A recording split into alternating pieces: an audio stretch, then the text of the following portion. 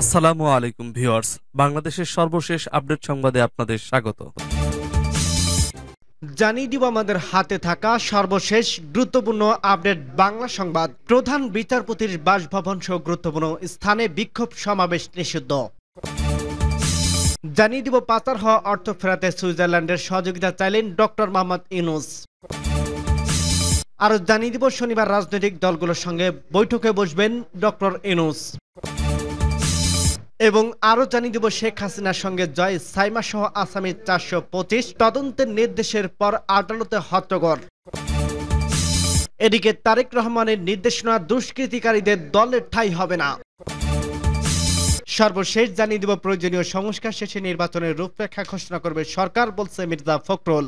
শুনছিলেন সংবাদ শিরোনাম, এরপর বিস্তারিত। তার আগে অনুরোধ থাকবে, ভিডিওটি যদি ভালো লেগে থাকে ভিডিওটিতে একটি লাইক এবং কমেন্ট করে জানিয়ে দিন ভিডিও সম্পর্কে আপনার মূল্যবান মতামত, এবং আরো কমেন্ট করে জানিয়ে দিন ভিডিওটি আপনি কোথা থেকে দেখছেন এবং শুনছেন। প্রধান বিচারপতির বাসভবন সহ গুরুত্বপূর্ণ স্থানে বিক্ষোভ সমাবেশ নিষিদ্ধ। এবার প্রধান বিচারপতি সরকারি বাসভবন এলাকা সহ বেশ কয়েকটি স্থানে সভা সমাবেশ, মিছিল, শোভাযাত্রা এবং বিক্ষোভ নিষিদ্ধ করছে ঢাকা মেট্রোপলিটন পুলিশ ডিএমপি। বৃহস্পতিবার 29 August DMP commissioner Mohammad Mainur Hossain সই করা গণবিজ্ঞপ্তিতে এ তথ্য জানানো হয়েছে। এতে বলা হয়েছে, সম্প্রতি উদ্ভূত পরিস্থিতির পরিপ্রেক্ষিতে জনশৃঙ্খলা রক্ষার্থে ঢাকা মেট্রোপলিটন পুলিশ অর্ডিন্যান্সের 29 ধারায় অর্পিত ক্ষমতা বলে আগামী শুক্রবার 30 আগস্ট থেকে পরবর্তী নির্দেশনা না দেওয়া পর্যন্ত বেশ কয়েকটি এলাকা সভা সমাবেশ, মিছিল, শোভাযাত্রা এবং বিক্ষোভ নিষিদ্ধ করা হয়েছে। এগুলো হলো প্রধান বিচারপতির সরকারি বাসভবন, বিচারপতির ভবন, জাজেস কমপ্লেক্স, বাংলাদেশ সুপ্রিম কোর্টের প্রধান গেট এবং মৎস্য ভবন সংলগ্ন সড়ক। এর আগে 25 আগস্ট ডিএমপি কমিশনের সই করা এক গণবিজ্ঞপ্তিতে সচিবালয় এবং অন্তর্বর্তী সরকারের প্রধান উপদেষ্টা ডক্টর মোহাম্মদ ইউনূসের সরকারি বাসভবনের আশপাশে এসব ধরনের সভা সমাবেশ, মিছিল নিষিদ্ধ করা হয়। পাচার হওয়া অর্থ ফেরাতে সুইজারল্যান্ডের সহযোগিতা চাইলেন ডক্টর ইউনূস। বাংলাদেশ থেকে পাচার হওয়া অর্থ ফিরিয়ে আনতে সুইজারল্যান্ডের সহযোগিতা চেয়েছেন অন্তর্বর্তীকালীন সরকারের প্রধান উপদেষ্টা ডক্টর মোহাম্মদ ইউনূস। বৃহস্পতিবার 29 আগস্ট রাষ্ট্রীয় অতিথি ভবন যমুনায় সুইজারল্যান্ডের রাষ্ট্রদূত রেটো গেকলির অধ্যাপক মোহাম্মদ ইউনূসের সঙ্গে সৌজন্য সাক্ষাৎ করতে গেলে তিনি বিষয়টি উপস্থাপন করেন। অধ্যাপক ইউনূস তার কাছে জানতে চান টাকা ফেরাতে কোনো উপায় আছে কিনা। চুরি করা অনেক টাকা বিদেশে পাচার হয়েছে। তিনি বলেন, এটি গুরুত্বপূর্ণ।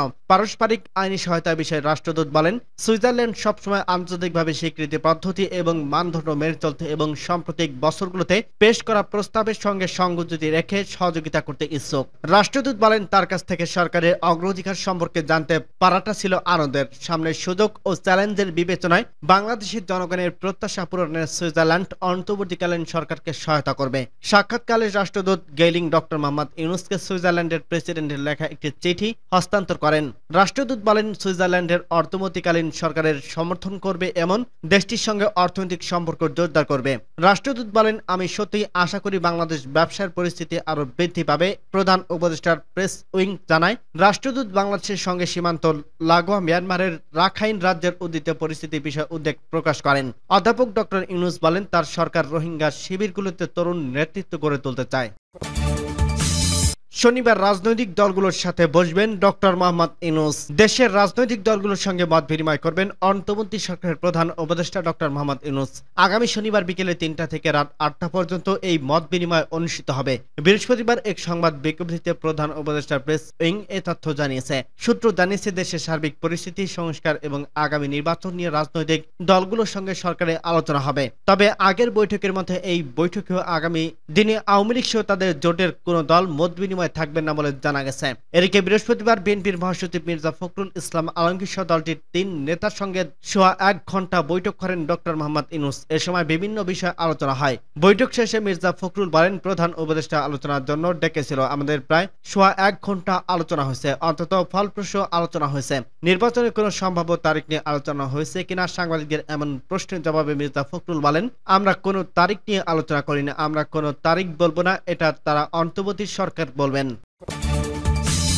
শেখ হাসিনার সঙ্গে জয় সাইমা সহ আসামি 425 জন তদন্তের নির্দেশের পর আদালতে হট্টগোল। চট্টগ্রামের সাবেক প্রধানমন্ত্রী শেখ হাসিনা, তার বোন শেখ রেহেনার ছেলে সজীব অজয় জয়, মেয়ে সাইমা অজেদ সহ 425 জনের বিরুদ্ধে মামলা হয়েছে। বৃহস্পতিবার চট্টগ্রাম মেট্রোপলিটন ম্যাজিস্ট্রেট সালাউদ্দিনের আদালতে মামলাটি করেন ব্যবসায়ী মামুন আলী। এই মামলায় আসামি করা হয় শেখ রেহেনার ছেলে রাদওয়ান মুজিব সিদ্দিক এবং মেয়ে টিরুফ সিদ্দিককেও। মামলার বাদীর বক্তব্য গ্রহণের পর আদালতে পুলিশ ব্যুরো অব ইনভেস্টিগেশনকে তদন্তের নির্দেশ দেয়। হট্টগোল শুরু হয়। এক পর্যায়ে বিচারকের বিব্রত হয়ে এজলাস থেকে নেমে খাস কামরায় চলে যান। পরে সরাসরি থানায় মামলা নেওয়া আদেশ দেন। মামলার জন্য আসামিরা হলেন সাবেক সেতু ও সড়ক পরিবহন মন্ত্রী ওবায়দুল কাদের, সাবেক আইনমন্ত্রী আনিসুল হক, সাবেক পররাষ্ট্রমন্ত্রী হাসান মাহমুদ, স্বরাষ্ট্রমন্ত্রী আসাদুজ্জামান খান কামাল, সাবেক আইজিপি AKM শহীদুল হক, চট্টগ্রাম মহানগরের সাবেক পুলিশ কমিশনার ইকবাল বাহার, নগর গোয়েন্দা অতিরিক্ত উপপুলিশ কমিশনার তানভীর আরাফাত, নগরের হালিশহর থানার সাবেক ভারপ্রাপ্ত কর্মকর্তা ওসি প্রবণ কুমার চৌধুরী, আওয়ামী লীগের নেতা এরশাদুল আমিন, হালিশহর থানার তৎকালীন SI জামাল উদ্দিন, মাহবুব মোর্শেদ প্রমুখ। মামলার আবেদনে বাদী উল্লেখ করেন 2016 সালে 15 আগস্ট নগরের হালিশহর এলাকায় বাদীর ব্যবসা প্রতিষ্ঠান সাবেক প্রধানমন্ত্রী খালেদা জিয়ার জন্মদিন উপলক্ষে অনুষ্ঠান করছিলেন। ওই সময় হালিশহর থানার ওসির নেতৃত্বে একদল পুলিশ এসে অনুষ্ঠান বন্ধ করে দেয়। সেখানে উপস্থিত থাকা বিএনপির 17 জন কর্মীকে থানায় ধরে নিয়ে যায়। থানায় ওসির নেতৃত্বে বাদীকে বেঁধে বেধড়ক মারধর করা হয়। এক পর্যায়ে বাদীর কাছ থেকে 10 লক্ষ টাকা চাঁদা দাবি করা হয়। বাদীকে নির্যাতনের ভিডিও পাঠানো হয় তার বাবার কাছে। বাদীর বাবা ওসির দেখানো 2 জন লোককে 7 লক্ষ টাকা চাঁদা দেন। এছাড়া ঘটনার দিন ওসি প্রবোধ চৌধুরী তার মুঠোফোনে আসামি শেখ হাসিনা ও শেখ রেহেনাকে ভিডিও কল দিয়ে বাদীকে নির্যাতনের চিত্র দেখান। পরে বাদী জামিনে বেরিয়ে এলে কয়েক দফায় দফায় তাকে থানায় ধরে নিয়ে নির্যাতন করা হয়। ঘটনার প্রত্যক্ষদর্শী আইনজীবীর সঙ্গে কথা বলে জানা গেছে, চট্টগ্রাম আদালত ভবনের 2য় তলায় মেট্রোপলিটন ম্যাজিস্ট্রেট সালাউদ্দিনের আদালতে দুপুর 12টার দিকে মামলার আবেদন করেন বাদী মামুন আলী। প্রায় 10 মিনিট শুনানি শেষে বিচারক আদেশ দেন PBI-কে তদন্তের জন্য। এতে ক্ষিপ্ত হয়ে বাদী পক্ষের আইনজীবী হট্টগোল শুরু করে। ওই সময় তারা বলতে থাকেন, PBI-কে তদন্তে নয়, সরাসরি থানায় মামলা নেওয়ার আদেশ দিতে হবে। এক পর্যায়ে বিব্রত হয়ে বিচারক এজলাস থেকে নেমে খাস কামরায় চলে যান। ওই সময় বিচারকের লক্ষ্য করে কটূক্তি করা হয়। দলে দুষ্কৃতিকারীদের ঠাঁই নেই বলছে তারেক রহমান। বিএনপির ভারপ্রাপ্ত চেয়ারম্যান তারেক রহমান বলছেন, বাংলাদেশ জাতীয়তাবাদী দল বিএনপিতে কোনো দুষ্কৃতিকারীর ঠাঁই হবে না। জনগণের সাথে সম্পর্ক উন্নয়নের মাধ্যমে আগামী নির্বাচনের প্রস্তুতি নিতে হবে। বৃহস্পতিবার দলের তৃণমূল নেতাকর্মীদের সাথে ধারাবাহিক মত বিনিময়ে প্রথম দিনে রংপুর বিভাগের জেলাগুলোর নেতাকর্মীদের সাথে মত বিনিময়কালে প্রধান অতিথির বক্তৃতায় দলীয় নেতাকর্মীদের প্রতি এ আহ্বান জানান বিএনপির এই শীর্ষ নেতা। মত বিনিময় সভায় উপস্থিত নেতাকর্মীদের উদ্দেশ্যে তারেক রহমান নির্দেশনামূলক বক্তব্য রাখেন। জনগণকে সাথে নিয়ে দেশের স্থিতিশীলতা বজায় রাখতে ঐক্যবদ্ধভাবে কাজ করে যাওয়ার নির্দেশনা প্রদান করেন। এ সময় তিনি বলেন, দলের নাম ভাঙিয়ে কিছু দুষ্কৃতিকারী দেশকে অস্থিতিশীল করার চেষ্টায় লিপ্ত, কিন্তু বিএনপির কোনো দুষ্কৃতিকারীদের ঠাঁই নেই। প্রয়োজনীয় সংস্কার শেষে নির্বাচনের রূপরেখা ঘোষণা করবে সরকার, বলছে মির্জা ফখরুল। অন্তর্বর্তী সরকারের প্রয়োজনীয় সংস্কার শেষে নির্বাচনের রূপরেখা ঘোষণা করবে বলে জানিয়েছে বিএনপির মহাসচিব মির্জা ফখরুল ইসলাম আলমগীর। বৃহস্পতিবার বিকেলে প্রধান উপদেষ্টার বাসভবন যমুনা থেকে বেরিয়ে সাংবাদিকদের একথা জানান বিএনপির মহাসচিব। এর আগে বিএনপির 3 সদস্যের প্রতিনিধি দল অন্তর্বর্তী সরকারের প্রধান উপদেষ্টা ডক্টর মোহাম্মদ ইউনূসের সঙ্গে তার বাসভবনের যমুনায় বৈঠক করেন।